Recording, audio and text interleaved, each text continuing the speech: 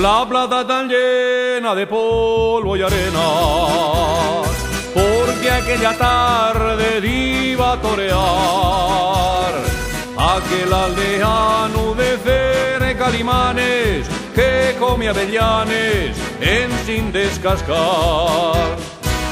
El mazcayo vio con otro a la mujer que quería y atormenta un pelo.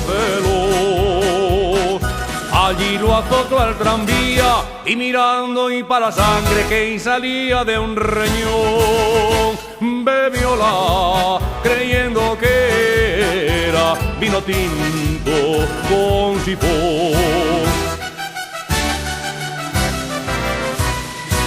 Pepe el mazcayo, aflojate la corbata, no te vayas a ahogar.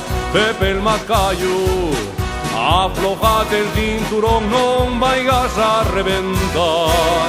Pepe el mazcayo, ni los toros ni los cuernos te lograron ya matar. Que fue el tranvía Limanes por fártate de avellanes. Ay,